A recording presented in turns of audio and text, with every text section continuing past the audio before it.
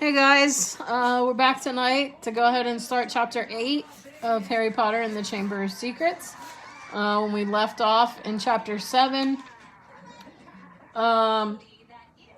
Harry and Ron ran into a little trouble. They both had to serve their detentions. Ron was forced to serve his detention with Filch, the caretaker, cleaning all the trophies in the trophy room. And Harry was forced to serve his detention with Professor Lockhart, answering fan mail. And we've already discussed a lot of the suspicion surrounding Professor Lockhart. And while Harry was in there with him, he hears this chilly voice speaking, and the voice says, "Come to me, let me rip you, let me tear you, let me kill you." And Harry obviously is afraid, and Lockhart says, "What's going on?" And he says, "That voice." And Lockhart's like, "What voice?" He says, "You didn't hear that?" And he says, "No, what are you talking about, Harry? Perhaps you're getting a little tired." And so he returns back to the chamber. He waits for Ron, and he tells Ron what happened. And Ron says, "Do you think he was lying? Do you think he could hear it?" And Harry says, "I don't know. I don't know what happened. I just don't get it either." And that is where that chapter ended. All right, so chapter 8 we're going to pick up tonight. It is called The Death Day Party. October arrived, spreading a damp chill over the grounds and into the castle. Madame Pomfrey, the nurse, was kept busy by a sudden spate of colds among the staff and students. Her pepper-up potion worked instantly, though it left the drinker smoking at the ears for several hours afterward. Ginny Weasley, who had been looking pale, was bullied into taking some by Percy. The steam pouring from under her vivid hair gave the impression that her whole head was on fire. Raindrops the size of bullets thundered on the castle windows for days on end. The lake rose, the flower beds turned into muddy streams, and Hagrid's pumpkins swelled to the size of garden sheds.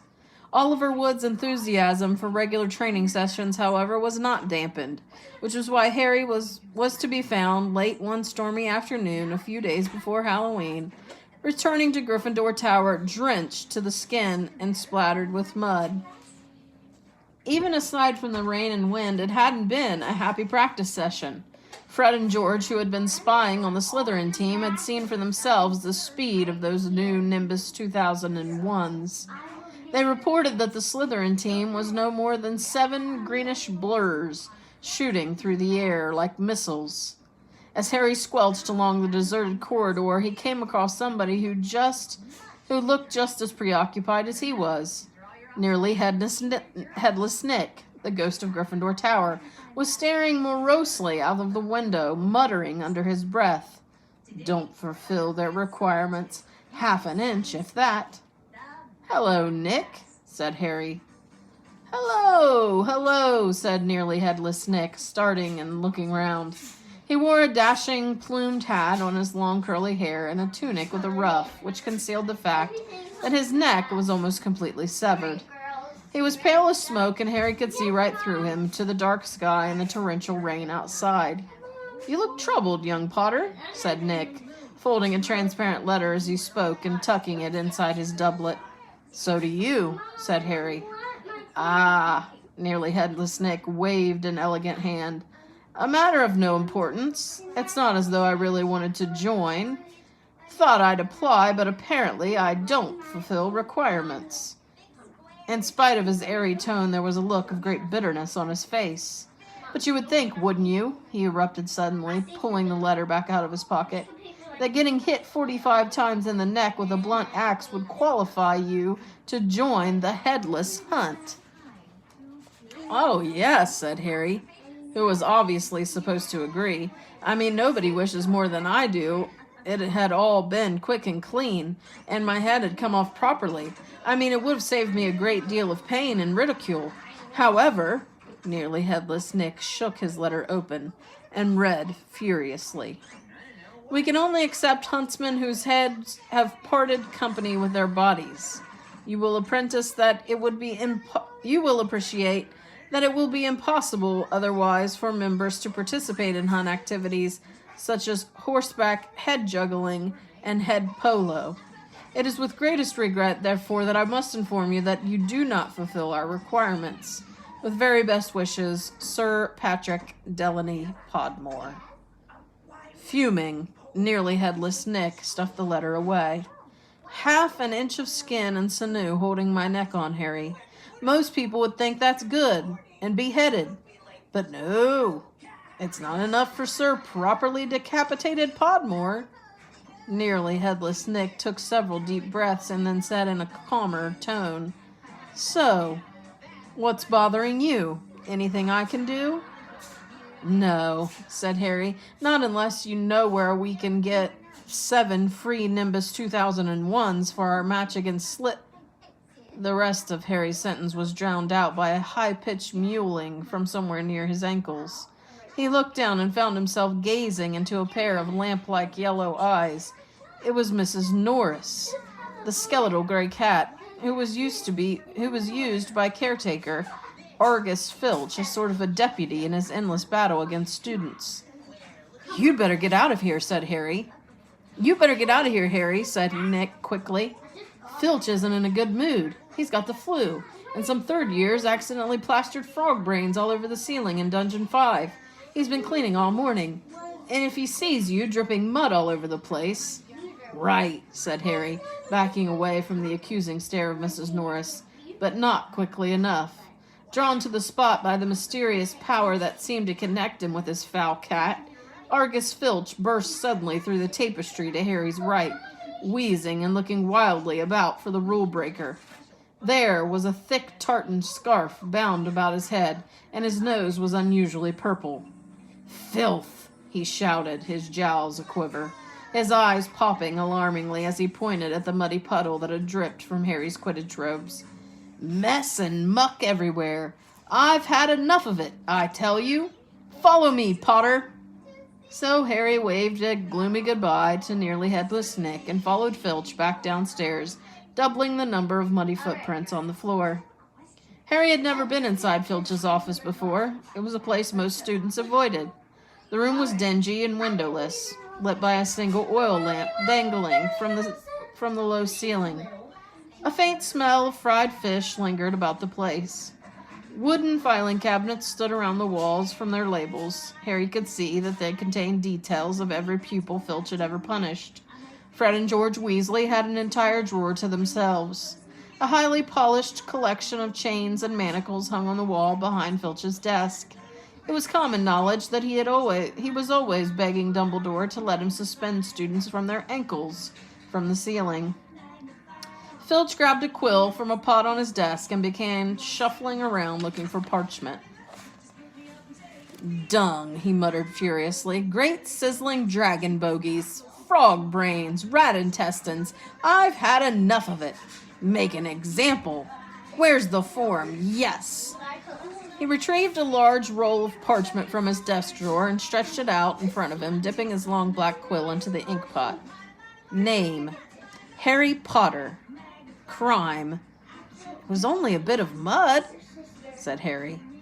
It's only a bit of mud to you, boy, but to me it's an extra hour scrubbing, shouted Filch, a drip shivering unpleasantly at the end of his bulbous nose. Crime.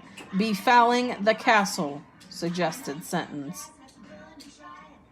Dabbing at his streaming nose, Filch squinted unpleasantly at Harry, who waited with bated breath for the sentence to fall. But as Filch lowered his quill, there was a great bang on the ceiling of the office, which made the oil lamp rattle. Peeves! Filch roared, flinging down his quill in a transport of rage. I'll have you this time! I'll have you! And without a backward glance at Harry, Filch ran flat-footed from his office, Mrs. Norris streaking alongside him. Peeves was the school poltergeist, a grinning, airborne menace who lived to cause havoc and distress.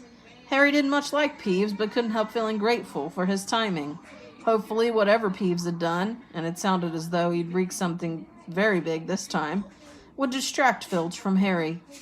Thinking that he should probably wait for Filch to come back, Harry sank into a moth-eaten chair next to the desk.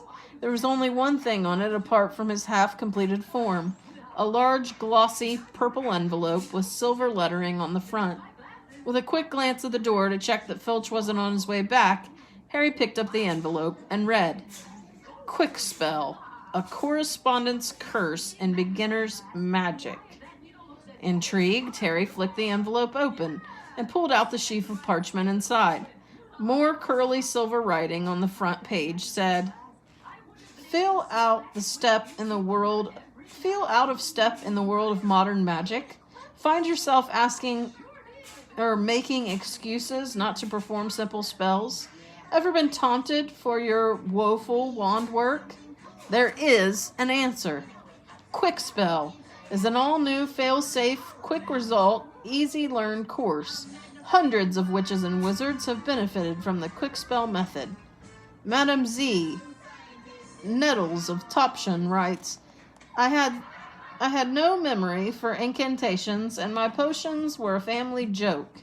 Now, after a quick spell course, I am the center of attention at parties, and friends beg for the recipe of my solutions.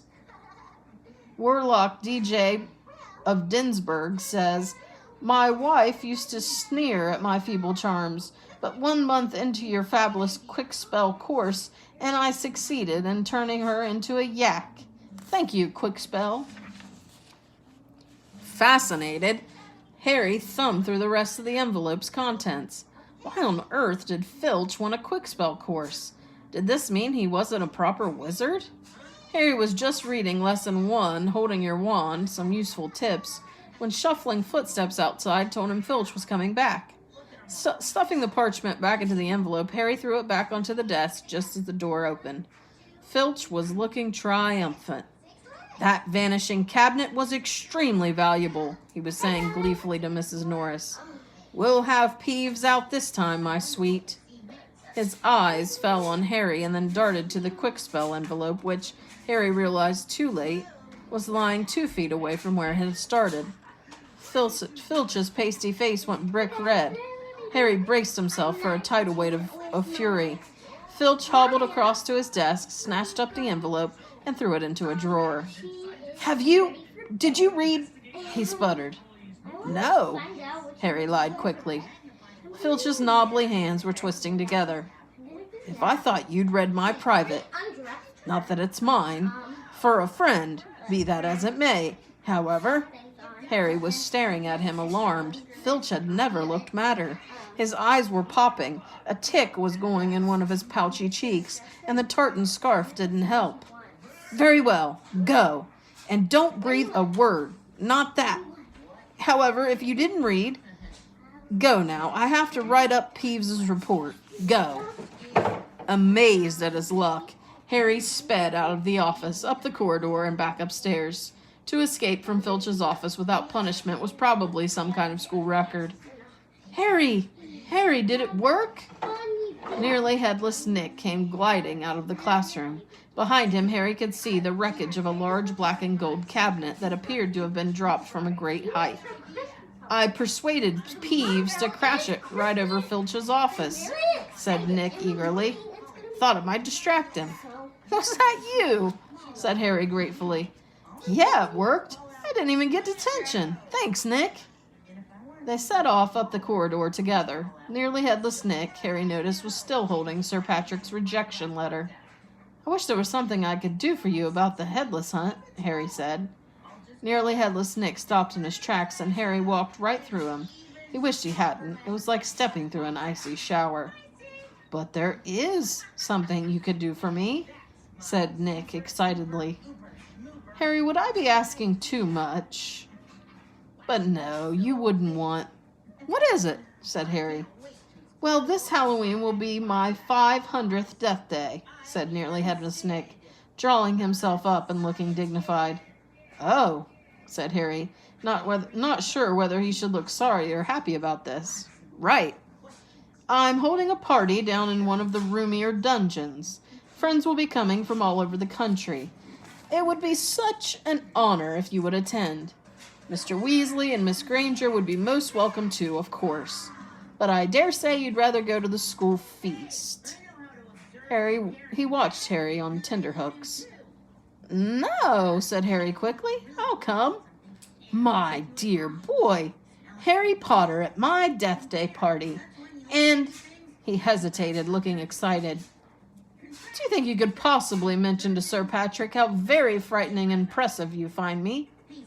Of course, said Harry. Nearly Headless Nick beamed at him.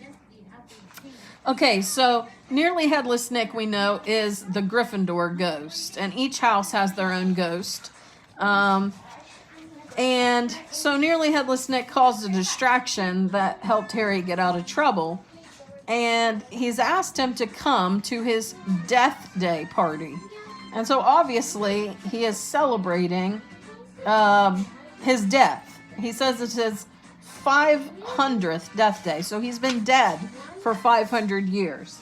Or 500 years, 500 years. So, in celebration, he's having a bunch of people there, and he asked Harry if he and Ron and Hermione would want to skip the dinner in the Great Hall and come to his party.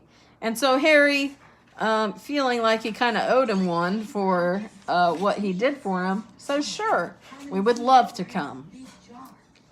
A Death Day party, said Hermione keenly when Harry had changed at last and joined her and Ron in the common room. I bet there aren't many living people who can say they've been to one of those. It'll be fascinating. Why would anyone want to celebrate the day they died? Said Ron, who was halfway through his potions homework and grumpy. Sounds dead depressing to me. Rain was still lashing the windows, which were now inky black, but inside all looked bright and cheerful. The firelight glowed over the countless squashy armchairs where people sat reading, talking, doing homework, or, in the case of Fred and George Weasley, trying to find out what would happen if you fed a filibuster firework to a salamander. Fred had rescued the brilliant orange fire-dwelling lizard from a Care of Magical Creatures class, and it was now smoldering gently on the table surrounded by a knot of curious people. Harry was at the point of telling Ron and Hermione about Filch and the Quickspell course when the salamander suddenly whizzed into the air, emitting loud sparks and bangs as it whirled wildly around the room.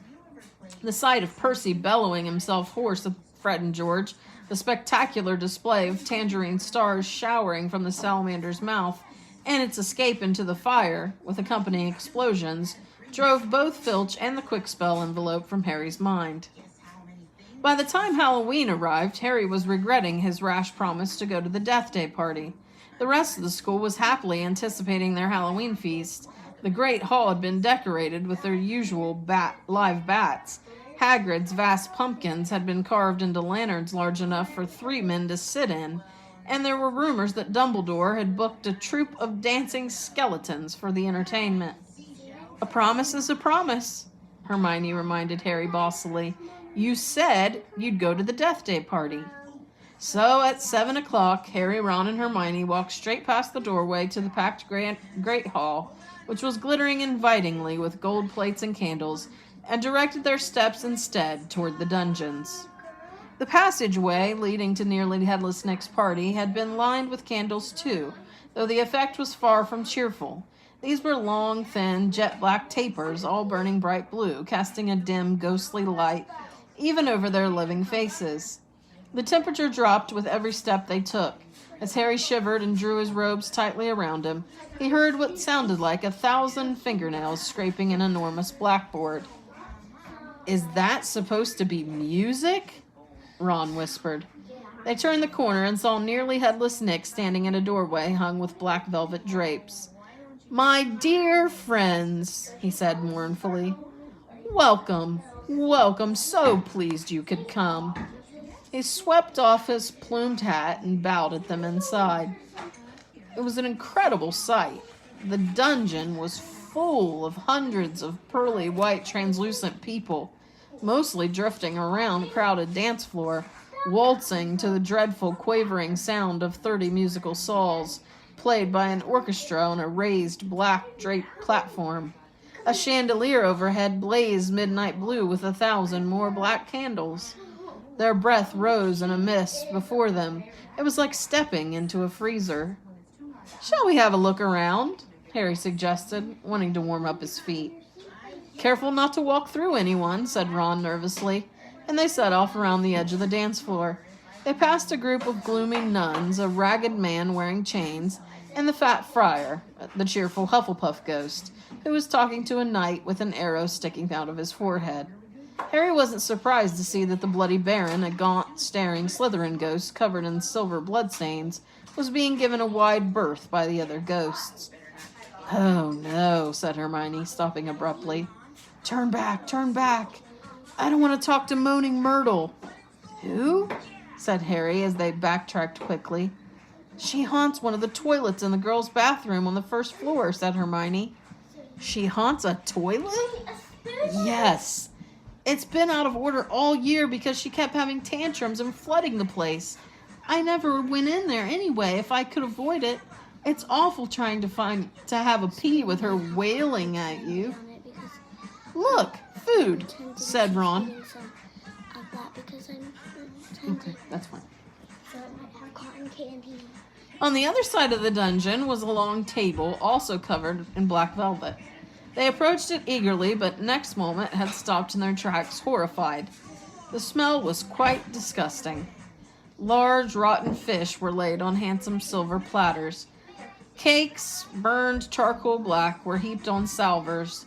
There was a great maggoty haggis, a slab of cheese covered in furry green mold, and in pride of place, an enormous gray cake in the shape of a tombstone, with tar-like icing forming the words, "Sir Nicholas de Mimsey Porpington, died 31st October, 1492. Harry watched, amazed, as a portly ghost approached the table, crouched low, and walked through it. His mouth held wide so that as it passed through... Cotton candy. Okay, Finley, can you please not while I'm doing this? Okay. Sorry about that, guys. Harry watched amazed as a portly ghost approached the table, crouched low, and walked through it. With his mouth held wide so that it passed through one of the stinking salmon. "Can you taste it if you walk through it?" Harry asked him. "Almost," said the ghost sadly, and he drifted away. "I expect they've let it rot to give it a stronger flavor," said Hermione, knowledgeably, pinching her nose and leaning closer to look at the putrid haggis. "Can we move? I feel sick," said Ron. They had barely turned around, however, when a little man swooped suddenly from under the table and came to a halt in midair before them. "Hello, Peeves," said Harry cautiously. Unlike the ghosts around them, Peeves the poltergeist was the very reverse of pale and transparent. He was wearing a bright orange party hat, a revolving bow tie, and a broad grin on his wide, wicked face. "Nibbles," he said sweetly, offering them a bowl of peanuts covered in fungus. "No thanks," said Hermione. "Heard you talking about poor Myrtle," said Peeves, his eyes dancing. "Rude you was about poor Myrtle." He took a deep breath and bellowed, "Oi, Myrtle!" "Oh, no, Peeves, don't tell her what I said. She'll be really upset," Hermione whispered frantically. "I didn't mean it. I don't mind her. Hello, Myrtle." A squat ghost of a girl had glided over. She had the gloomiest face Harry had ever seen, half hidden behind lank hair and thick, pearly spectacles. "What?" she said sulkily. "How are you, Myrtle?" said Hermione in a falsely bright voice. "It's nice to see you out of the toilet." Myrtle sniffed. "Miss Granger was just talking about you," said Peeves slyly in Myrtle's ear. "Just saying how nice you look tonight," said Hermione, glaring at Peeves. Myrtle eyed Hermione suspiciously. "You're making fun of me," she said, silver tears welling rapidly in her small see-through eyes. "No, honestly, didn't I just say how nice Myrtle's looking?" said Hermione, nudging Harry and Ron painfully in the ribs. "Oh, yeah, she did." "Don't lie to me," Myrtle gasped, tears now flooding down her face, while Peeves chuckled happily over her shoulder. "Do you think I don't know what people call me behind my back? Fat Myrtle, ugly Myrtle, miserable, moaning, moping Myrtle." "You've forgotten Pimply," Peeves hissed in her ear. Moaning Myrtle burst into anguished sobs and fled from the dungeon. Peeves shot after her, pelting her with moldy peanuts, yelling, "Pimply! Pimply!" "Oh, dear," said Hermione sadly. Nearly Headless Nick now drifted toward them through the crowd. "Enjoying yourselves?" "Oh, yes," they lied. "Not a bad turnout," said Nearly Headless Nick proudly. "The Wailing Widow came all the way up from Kent. It's nearly time for my speech. I'd better go and warn the orchestra." The orchestra, however, had stopped playing at that very moment. They and everyone else in the dungeon fell silent, looking around in excitement as a hunting horn sounded. "Oh, here we go," said Nearly Headless Nick bitterly. Through the dungeon wall burst a dozen ghost horses, each ridden by a headless horseman. The assembly clapped wildly. Harry started to clap too, but stopped quickly at the sight of Nick's face. The horses galloped into the middle of the dance floor and halted, rearing and plunging. At the front of the pack was a large ghost who held his bearded head under his arm, from which position he was blowing the horn. The ghost leapt down, lifted his head into the air so he could see over the crowd. Everyone laughed, and he strode over to Nearly Headless Nick, squashing his head back onto his neck. "Nick!" he roared. "How are you? Head still hanging in there?" He gave a hearty guffaw and clapped Nearly Headless Nick on the shoulder. "Welcome, Patrick," said Nick stiffly. "Livens," said Sir Patrick, spotting Harry, Ron, and Hermione and giving a huge fake jump of astonishment so that his head fell off again. The crowd howled with laughter. "Very amusing," said Nearly Headless Nick darkly. "Don't mind Nick," shouted Patrick's head from the floor. "Still upset we won't let him join the hunt. But I mean to say, look at the fellow." "I think," said Harry hurriedly, at the meaningful look from Nick, "Nick's very frightening and, ha!" yelled Sir Patrick's head. "Bet he asked you to say that." "If I could have everyone's attention, it's time for my speech," said Nearly Headless Nick, loudly striding toward the podium and climbing into an icy blue spotlight. "My late lamented lords, ladies, and gentlemen, it is my great sorrow." But nobody heard much more. Sir Patrick and the rest of the Headless Hunt had just started a game of head hockey, and the crowd was turning to watch. Nearly Headless Nick tried vainly to recapture his audience, but gave up, and Sir Patrick's head went sailing past him to loud cheers. Harry was very cold by now, not to mention hungry. "I can't stand much more of this," Ron muttered, his teeth chattering, as the orchestra ground back into action and the ghost swept back onto the dance floor. "Let's go," Harry agreed. They backed toward the door, nodding and beaming at anyone who looked at them, and a minute later they were hurrying back up the passageway full of black candles. "Pudding might not be finished yet," said Ron hopefully, leading the way toward the steps to the entrance hall. And then Harry heard it. Rip. Tear. Kill. It was the same voice, the same cold, murderous voice he had heard in Lockhart's office. He stumbled to a halt, clutching at the stone wall, listening with all his might, looking around, squinting up and down the dimly lit passageway. "Harry, what are you—" "It's that voice again." "Shut up a minute." "So hungry. For so long." "Listen," said Harry urgently, and Ron and Hermione froze, watching him. "Kill. Time to kill." The voice was growing fainter. Harry was sure it was moving away, moving upward. A mixture of fear and excitement gripped him as he stared at the dark ceiling. How could it be moving upward? Was it a phantom to whom stone ceilings didn't matter?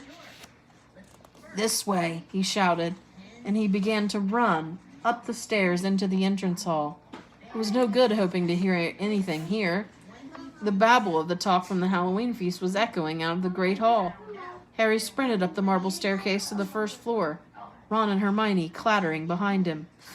Harry, what are we... Shh! Harry strained his ears. Distantly from the floor above, and growing fainter still, he heard the voice. I smell blood. I smell blood. His stomach lurched. It's going to kill someone, he shouted, and ignoring Ron and Hermione's bewildered faces, he ran up the next flight of steps 3 at a time, trying to listen over his own pounding footsteps. Harry hurtled around the whole of the second floor, Ron and Hermione panting behind him, not stopping until they turned a corner into the last deserted passage. Harry, what was that all about? Said Ron, wiping the sweat off his face. I couldn't hear anything. Look! Something was shining on the wall ahead. They approached slowly, squinting through the darkness. Foot-high words had been daubed on the wall between 2 windows, shimmering in the light cast by the flaming torches. The Chamber of Secrets has been opened. Enemies of the air, beware. What's that thing? Hanging underneath, said Ron, a slight quiver in his voice. As they edged nearer, Harry almost slipped. There was a large puddle of water on the floor. Ron and Hermione grabbed him, and they inched toward the message, eyes fixed on a dark shadow beneath it. All 3 of them realized what it was at once, and leapt backwards with a splash. Mrs. Norris, the caretaker's cat, was hanging by her tail from the torch bracket. She was stiff as a board, her eyes wide and staring. For a few seconds, they didn't move. Then Ron said, Let's get out of here. Shouldn't we try and help? Harry began awkwardly. Trust me, said Ron. We don't want to be found here. But it was too late. Excuse me. A rumble, as though of distant thunder, told them that the feast had just ended. From either end of the corridor where they stood came the sound of hundreds of feet climbing the stairs, and the loud, happy talk of well-fed people. Next moment, students were crashing into the passage from both ends. The chatter, the bustle, the noise died suddenly as the people in the front spotted the hanging cat. Harry, Ron, and Hermione stood alone in the middle of the corridor, as silence fell among the mass of students pressing forward to see the grisly sight. Then someone shouted through the quiet, Enemies of the air, beware! You'll be next, mudbloods! It was Draco Malfoy. He had pushed to the front of the crowd, his cold eyes alive, his usually bloodless face flushed as he grinned at the sight of the hanging, immobile cat. All right, that is the end of chapter 8. So, something has killed Mrs. Norris, and it seems that only Harry is able to hear the voice. Professor Lockhart didn't hear it, and Ron and Hermione did not hear it. But he followed the voice, and then he found, written hugely on the wall in what appeared to be blood, the Chamber of Secrets has been opened. Enemies of the air, as in the heir to something, H-E-I-R, beware. And so then they saw the hanging dead cat, Mrs. Norris, and they tried to leave, they tried to get out of there, but the feast ended, and the rest of the kids came up and saw what they saw, and Draco, of course, burst through the crowd, and he says, Enemies of the air, beware, you'll be next, mudbloods. And so that leaves us with a lot of questions, but as we move forward in the next couple of chapters, the air is going to be explained and just exactly what they mean by that. So, all right, sorry for the disruptions this time. I know I had a kind of a cough. My kid was asking me questions, but hopefully you enjoyed chapter 8. And in the next day or two, I will post chapter 9 as we're making our way well into this book now. I hope you're enjoying it. It's about to get exciting. All right, guys, have a good one.